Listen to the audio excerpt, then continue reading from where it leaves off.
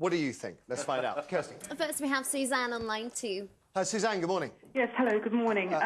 This is a subject that absolutely I feel passionately about. Me too. It infuriates me every time I pick up the paper about these bad care homes and parents that have been treated badly, and I think to myself, why aren't you looking after them? Why aren't they at home with you?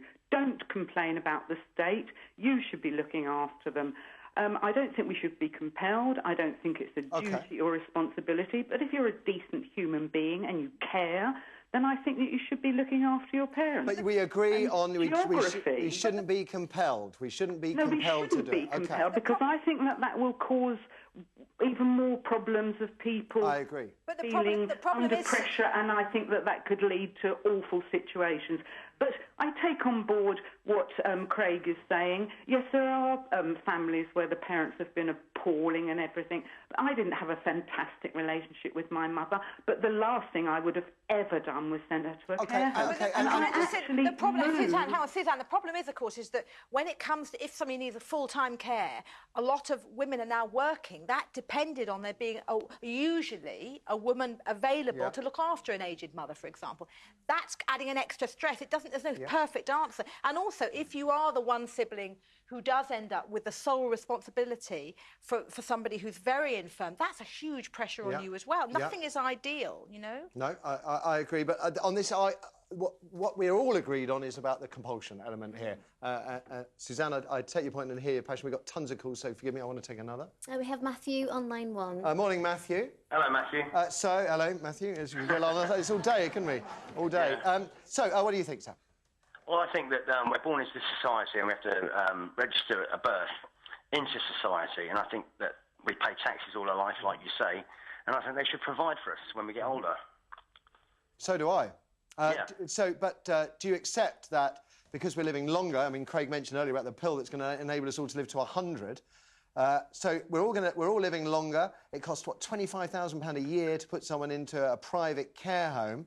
That perhaps, in order to ensure the booming size of the elderly population can be looked after, that children have to do more. Well, don't you think that if we're living longer, they'll find a way to take more money out of us anyway? Well, we're going to work till the day we drop anyway, Matthew. Tax us to death, Yeah. OK, thank you. Let's have another. Next, we have Barbara on line 3. Barbara, good morning. Good morning. Compelling children to pay for their grown-up or their ageing parents. What do you think? Oh, I don't think we should be compelled. You've got a current generation of adult children returning home because they're not able to afford to live on their own or pay mortgages. And parents are welcoming them home and supporting them. We do that. There's no obligation to do that. That's just a continuation of family care.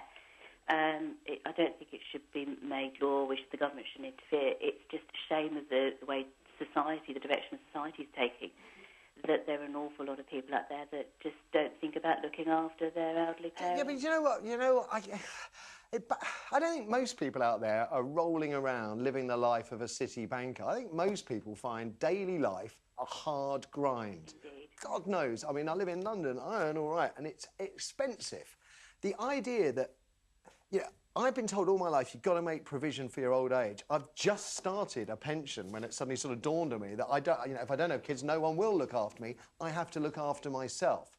If we push children or compel them by law, then no, you wouldn't have to take any responsibility yourself. No, you've got to find a fine balance. I mean, we're in a position that we have no pension because we've had 3 children. The youngest is 17 and he's working. But we're trying to pay off the mortgage. It's hard.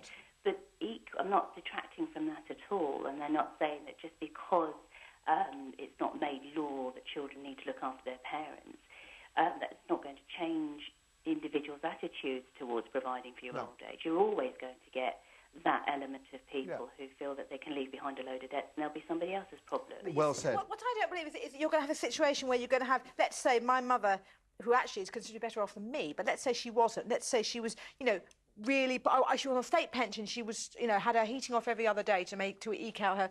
Would I, as a daughter, honestly just say, you know what, personal responsibility? Can I just say, well, actually, because I think that's a really interesting scenario. Do. Let's say your mother lives in a large house, you live in a small house. You say to your mother, OK, in your dotage, you need to sell your house and buy a smaller home. We need to spend some of the money on looking after. She says, no, I don't want to sell my house.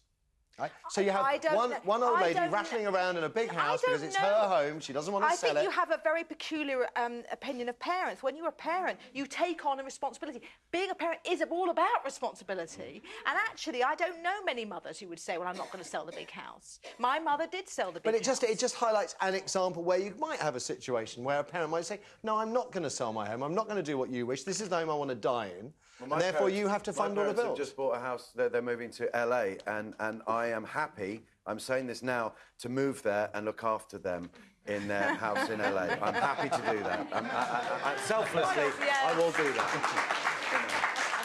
I think what is really interesting is, despite the fact there are very passionate and opposing views here, is that all of us, callers, you guys, myself, are all agreed that there shouldn't be an element of compulsion to this.